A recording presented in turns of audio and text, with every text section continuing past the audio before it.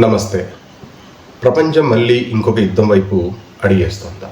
ఎందుకంటే పరిస్థితులను గమనించినట్లయితే మధ్యప్రాచ్యంలో అమెరికా, ఇరాన్ల మధ్య తీవ్ర ఉద్రిక్తతల మధ్య దాడులు ప్రతిదాడులు కొనసాగుతున్నాయి. అయితే ఈ యుద్ధంలో రష్యా ఏ వైపు ఉండబోతుంది? చైనా డైరెక్ట్గానే ఇరాన్కి సపోర్ట్ చేయబోతుందా? మరి భారత్ పాత్ర ఏంటి? వెరసి ఈ యుద్ధం మూడో ప్రపంచ యుద్ధంగా మారబోతుందా? ఈ విషయాలని ఈ వీడియోలో క్షుణ్ణంగా తెలుసుకుందాం.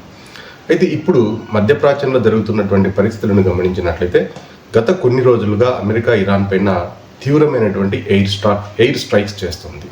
దానికి ప్రతిగా ఇరాన్ కూడా అమెరికా పైన మిజైల్ దాడులు చేస్తుంది.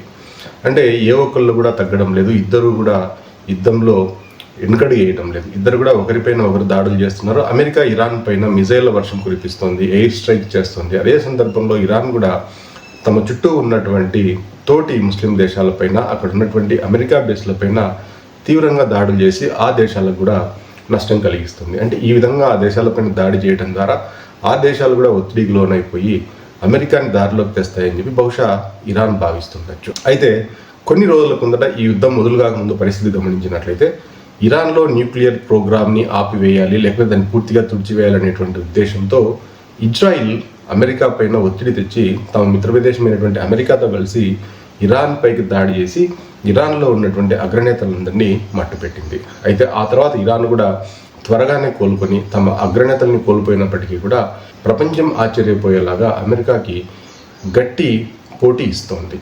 అయితే ఆ రోజు యుద్ధం మొదలుపెట్టినటువంటి ఇజ్రాయిల్ ఈరోజు యుద్ధాన్ని ప్రేక్షకులాగా చూస్తోంది. ఆ రోజు యుద్ధం వద్దని చెప్పినటువంటి అమెరికా ఈరోజు యుద్ధంలో డైరెక్ట్గా పాల్గొని ఇరాన్ని నాశనం చేయడానికి కకనం కట్టుకుంది. అంతెందుకు ఇవాళ యుద్ధాన్ని గమనించినట్లయితే ఇరాన్ తోటి ముస్లిం దేశాలపైన తీవ్రంగా దురంలతో దాడులు చేస్తుంది. అక్కడ ఉన్నటువంటి ఇన్ఫ్రాస్ట్రక్చర్ని నాశనం చేస్తుంది. అక్కడ ఉన్నటువంటి ఆయిల్ నిల్వలపైన, అక్కడ ఆయిల్ శుద్ధి కర్మాగారాలని దాడులు చేసి నాశనం చేస్తుంది. అదే సందర్భంలో ఇరాన్ కూడా నాశనం అవుతుంది. ఇరాన్లో కూడా మౌలిక సదుపాయాలు పూర్తిగా నాశనం అవుతున్నాయి. అక్కడ ఆయిల్ని నిల్వ చేసుకునేటువంటి స్థావరాలు కావచ్చు, ఆయిల్ని వెలికితీసేటువంటి బావులు కావచ్చు, అక్కడ ఉన్నటువంటి ఎయిర్ స్టేషన్స్ కావచ్చు, ఎయిర్ బేస్లు కావచ్చు, వాటన్నింటినీ కూడా అమెరికా పూర్తిగా నాశనం చేస్తుంది. అంటే మధ్యప్రాచ్యం అనేటువంటిది పూర్తిగా నాశనం అవుతుంది. అమెరికా కూడా ఇదే కోరుకుంది. కానీ ఇజ్రాయెల్ మాత్రం ఇవాళ పరిస్థితులను చాలా సున్నితంగా, ఇప్పుడు ఇజ్రాయెల్ అనేటువంటిది ఇరాన్ పైన దాడి చేయడం లేదు, ఏ ముస్లిం దేశం పైన కూడా దాడి చేయడం లేదు. ఇప్పుడు కేవలం యుద్ధాన్ని అమెరికా ఖండించింది. అమెరికా ఇరాన్ పైన యుద్ధం చేస్తుంది. ఇజ్రాయెల్ మాత్రం ప్రేక్షక పాత్ర పోషిస్తూ ఈ యుద్ధాన్ని నిశితంగా గమనిస్తోంది. అయితే అమెరికా ఇరాన్ల మధ్య ఉద్రిక్తతలు తీవ్ర స్థాయికి రావటం వల్ల ఇప్పుడు మళ్ళీ స్ట్రైట్ ఆఫ్ హార్మోజ్ వద్ద తీవ్ర ఆందోళన నెలకొనింది. అయితే ఇప్పుడు అమెరికా ఇరాన్ పైన తీవ్రమైనటువంటి దాడులు చేయటం వల్ల, అంటే ఈ దాడులు ప్రతిదాడుల వల్ల స్ట్రైట్ ఆఫ్ హార్మోజ్ కూడా తీవ్ర ఆందోళన నెలకొనింది. అక్కడ నుండి ఏ ఆయిల్ షిప్లు కూడా ఇతర దేశాలకు వెళ్ళటం లేదు. అటు భారత్ కావచ్చు, చైనా కావచ్చు, అట్లాగే మనకి ఈశాన్య దేశాలకు ఎక్కడా కూడా ఆయిల్ అనేటువంటిది సరఫరా జరగటం లేదు. దీంతో ప్రపంచ దేశాలన్నీ కూడా చాలా ఆందోళన చెందుతున్నాయి. కాబట్టి ఇది ప్రపంచ దేశాలకి పెద్ద ప్రమాదంగా మారేటువంటి అవకాశం ఉంది. అయితే ఈ సందర్భంలో మరి రష్యా, చైనా లాంటి దేశాలు ఇరాన్కి మిత్ర దేశాలైనా కూడా ఇంతవరకు యుద్ధంలో అవి పూర్తిగా డైరెక్ట్గా సపోర్ట్ చేయటం లేదు. అయితే రాబోయే రోజుల్లో ఇవి సపోర్ట్ చేస్తాయి అంటే ఖచ్చితంగా చేస్తాయని చెప్పలేని పరిస్థితి. ఎందుకంటే ఇప్పటికే రష్యా అనేటువంటిది గత 4 ఏళ్లుగా యుక్రెయిన్తో తీవ్రమైనటువంటి యుద్ధం చేస్తుంది. ఆ యుద్ధ తీవ్రత ఈ మధ్య కాస్త పెరిగింది. దీంతో రష్యా యుక్రెయిన్ కాదని చెప్పి ఇరాన్కి వచ్చి యుద్ధం చేసేటువంటి అవకాశాలు దాదాపుగా లేవని చెప్పాలి. అయితే చైనా ఇప్పుడిప్పుడే అమెరికాను దాటుకొని నెంబర్ 1 అగ్రగామి రాజ్యంగా ఎదగాలని చూస్తుంది. దానికి ఎకానమీ చాలా ఇంపార్టెంట్. అంటే వాణిజ్యాన్ని నిలుపుకోవాలి, వాణిజ్యాన్ని కోల్పోకూడదని చెప్పి ఆశిస్తుంది.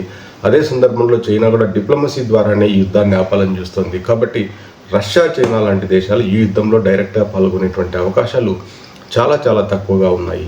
ఒకవేళ రష్యా లేదా చైనా లాంటి దేశాలు ఇరాన్కి సపోర్ట్గా డైరెక్ట్గా యుద్ధంలో పాల్గొంటే, మరొక వైపు అమెరికా మిత్ర దేశాలు అయినటువంటి నాటో దేశాలు కూడా ఈ యుద్ధంలోకి దిగేటువంటి అవకాశం ఉంటుంది. అప్పుడు ఇది ప్రపంచ స్థాయి యుద్ధంగా మారేటువంటి అవకాశం ఉంటుంది. అయితే ఈ సందర్భంలో ఇక్కడ భారత్ పాత్ర ఏంటంటే, భారత్ అతిపెద్ద దేశం, దాదాపుగా 145 కోట్ల జనాభా ఉన్నటువంటి దేశం. ఈ దేశం ఆయిల్ కోసం ఇరాన్ పైన ఎక్కువగా ఆధారపడుతుంది. కాబట్టి మధ్యప్రాచ్యంలో ఈ ఉద్రిక్తతలు తగ్గేంత వరకు భారత్లో ఆందోళన అనేటువంటిది భారత ప్రభుత్వానికి ఎక్కువగా ఉంటుంది. ఎందుకంటే ఇక్కడ ఉన్నటువంటి జనాభాకి ఇంత పెద్దంలో ఆయిల్ తెచ్చుకోవాలంటే భారతదేశానికి చాలా కష్టం. ఎందుకంటే ఒకవేళ స్ట్రైట్ ఆఫ్ హార్మోజ్ అనేది కొన్ని నెలల పాటు మూతపడిపోతే భారత ఆర్థిక వ్యవస్థ కూడా కుప్పకూలిపోతుంది. కాబట్టి భారతదేశం ఇక్కడే తీవ్ర ఆందోళన చెందుతుంది. అయితే భారత్ అటు ఇరాన్ని పూర్తిగా సమర్థించలేని పరిస్థితి, మరొక వైపు అమెరికాతో కూడా భారతదేశం సత్సంబంధాలను కొనసాగిస్తుంది. కాబట్టి భారతదేశం ఇక్కడ పూర్తిగా ఇరాన్కి సపోర్ట్ చేయలేదు అట్లని చెప్పి అమెరికా కూడా సపోర్ట్ చేయలేని పరిస్థితిలో ఉంది. కాబట్టి భారతదేశం అనేటువంటిది పరిస్థితిని చాలా నిశితంగా గమనిస్తుంది. అయితే ఇదే సందర్భంలోనే అధ్యక్షుడు ట్రంప్ కూడా గతంలో శాంతి ఒప్పందం అని ఒకటి చేసుకున్నాడు. ఆ తర్వాత ఆ ఒప్పందాన్ని తానే తుంగలో తొక్కేశాడు. ఎందుకంటే ఇప్పుడు ట్రంప్ ఆలోచన కూడా మారిపోయింది. ఎందుకంటే వెనిజులా లాంటి దేశాన్ని ఒక రోజులో ఆక్రమించిన తర్వాత ఇప్పుడు మెల్లగా అంటే అక్కడ ఉన్నటువంటి ఆయిల్ నిల్వలపైన అమెరికా గుప్తాధిపత్యాన్ని సంపాదించింది.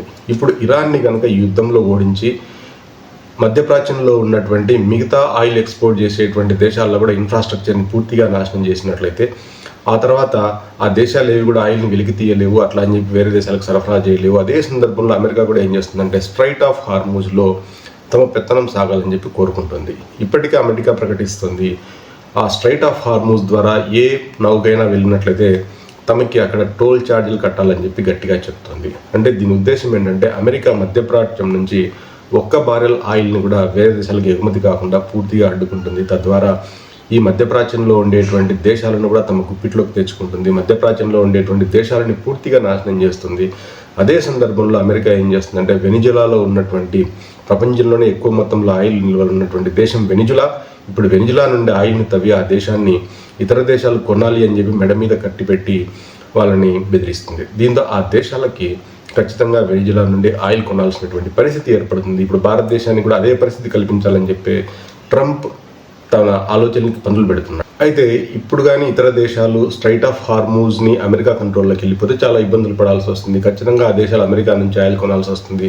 అమెరికా నుంచి ఆయిల్ కొనేటప్పుడు అమెరికా ఎంత ప్రైస్ చెప్తే అంత ప్రైస్కి కొనాల్సి ఉంటుంది. ఇంకొక ప్రాబ్లం ఏంటంటే ఇప్పుడు అమెరికా ఈ దేశాలకన్నింటికి కూడా డాలర్స్లోనే డబ్బు చెల్లించమంటుంది. దీంతో ఇప్పుడు ఈ దేశాలన్నీ కూడా తమ కరెన్సీని డాలర్లలోకి మార్చుకోవాల్సి వస్తుంది. కాబట్టి అమెరికన్ డాలర్ వాల్యూ విపరీతంగా పెరిగిపోతుంది. మిగతా దేశాల యొక్క కరెన్సీ వాల్యూ విపరీతంగా పడిపోతుంది. ఇక్కడే అమెరికా మిగతా దేశాలపైన కంట్రోల్లో పెట్టుకునేసి మిగతా దేశాల ఆర్థిక వ్యవస్థలను కొల్లగొట్టాలని చూస్తుంది. కాబట్టి ఇదంతా కూడా ట్రంప్ ఏ దేశానికో మేలు చేయాలని ఏమనుకోవట్లేదు. కేవలం అమెరికాని ఆర్థికంగా వాణిజ్యపరంగా ముందుకు తీసుకెళ్లాలనేటువంటి ఉద్దేశంతోనే ఇవాళ ఈ ఇరాన్ పైన యుద్ధాన్ని మళ్ళీ తిరిగి ప్రారంభించాడు. కాబట్టి ఇది ఇరాన్ని నాశనం చేయడానికి కాదు, ప్రపంచ వ్యవస్థను నాశనం చేయాలి, ప్రపంచ ఆర్థిక వ్యవస్థను నాశనం చేయాలి, డాలర్ వాల్యూని పెంచుకోవాలనేటువంటి ఒకే ఒక దుర్బుద్ధితోనే ట్రంప్ ఇవాళ ఇరాన్ పైన మళ్ళీ యుద్ధాన్ని ప్రారంభించాడు. ఒకవేళ స్ట్రైట్ ఆఫ్ హార్మూజ్ పైన అమెరికా తన పెత్తనాన్ని కొనసాగిస్తే మాత్రం ఖచ్చితంగా మూడో ప్రపంచ యుద్ధం వస్తుంది. ఎందుకంటే చైనా లాంటి అతిపెద్ద దేశాలు కూడా ఈ స్ట్రైట్ ఆఫ్ హార్మూజ్ ద్వారానే ఆయిల్ని దిగుమతి చేసుకుంటున్నాయి. ఇక్కడ కనుక స్ట్రైట్ ఆఫ్ హార్మూజ్లో అమెరికా తమ పెత్తనాన్ని సాగిస్తే మాత్రం ఖచ్చితంగా చైనా కూడా అపోజ్ చేయాల్సినటువంటి పరిస్థితి ఏర్పడుతుంది. లేకపోతే చైనా కూడా వెనిజులా నుండి ఆయిల్ కొనాల్సినటువంటి పరిస్థితి ఏర్పడుతుంది. ఇది చైనాకి ఎంత మాత్రం రుచించినటువంటి అవకాశం.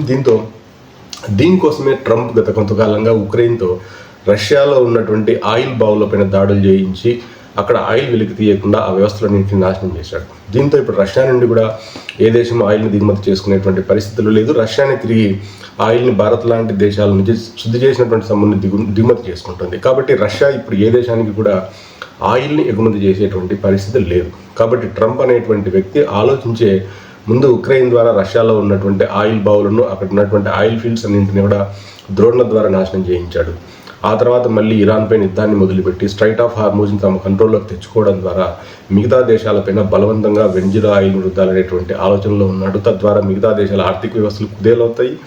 ఆ తర్వాత డాలర్ వాల్యూ పెరిగిపోతుంది. కాబట్టి డాలర్దే పెత్తనం అవుతుంది. అమెరికా తిరిగి పెద్దన్నగా మారాలనేటువంటి ఒక ఆకాంక్షతోనే ట్రంప్ యుద్ధాన్ని చేస్తున్నాడు. కాబట్టి ట్రంప్ అనే వ్యక్తి కేవలం తమ దేశ ప్రయోజనాల కోసం మాత్రమే ఆలోచిస్తున్నాడు. యుద్ధాన్ని బలవంతంగా అడుగుతున్నాడు. ఇది రేపొద్దున మూడో ప్రపంచ యుద్ధంగా మారినా కూడా పెద్దగా ఆశ్చర్యపోవాల్సినటువంటి అవసరం లేదు. కాబట్టి భారత్ కూడా ఎక్కువ రోజులు స్ట్రైట్ ఆఫ్ హార్మూజ్ మూతపడితే ఆర్థిక వ్యవస్థ కుదేలవుతుంది. అంతేకాకుండా ట్రంప్ ఆలోచన ఏంటంటే ఎక్కడో ఉన్నటువంటి అమెరికా ఇక్కడికి వచ్చి యుద్ధం చేయడం అనేటువంటిది కష్టం. కాబట్టి ట్రంప్ కూడా ఏం చేస్తున్నాడంటే బలవంతంగా ఇండియాకు సంబంధించినటువంటి నౌకలు లేకపోతే ఇండియాకు అనుబంధంగా ఉన్నటువంటి నౌకలపైన దాడులు చేయడం ద్వారా ఇండియాను కూడా బలవంతంగా యుద్ధంలో తెచ్చి ఇండియాను కూడా ఇరాన్పై గుసిపల్పాలని చెప్పి ప్లాన్ చేస్తున్నాడు. కానీ ఇండియా మాత్రం చాలా ఆచితూచి అడిగేస్తుంది. ఎందుకంటే ఇప్పుడిప్పుడే ఇండియా ఎకానమీలో ముందుకెళ్తుంది, అతిపెద్ద ఆర్థిక వ్యవస్థగా మారుతుంది. ఇలాంటి సందర్భంలో ఒక యుద్ధాన్ని తెచ్చుకున్నట్లయితే ఇండియా పరిస్థితి మళ్ళీ 1980 నాటి కాలానికి వెళ్ళిపోతుంది. కాబట్టి నరేంద్ర మోడీ చాలా ఆచితూచి అడిగేస్తున్నారు. ఏదైతేనే ఈ యుద్ధం మూడో ప్రపంచ యుద్ధంగా మారబోతుందా? మీరేమనుకుంటున్నారు? ఈ యుద్ధంలో రష్యా, చైనా లాంటి దేశాలు డైరెక్ట్గా పాల్గొంటాయా? స్ట్రైట్ ఆఫ్ హార్ముజ్ని అమెరికా తమ ఆధీనంలోకి తెచ్చుకుంటుందా? ఆ తర్వాత పరిస్థితులు ఎలా ఉండబోతున్నాయో ఈ విషయాలపైన మీరేమనుకుంటున్నారో కామెంట్ రూపంలో తెలియజేయండి. ఈ వీడియో మీకు నచ్చినట్లయితే లైక్ చేయండి, షేర్ చేయండి, సబ్స్క్రైబ్ చేయండి.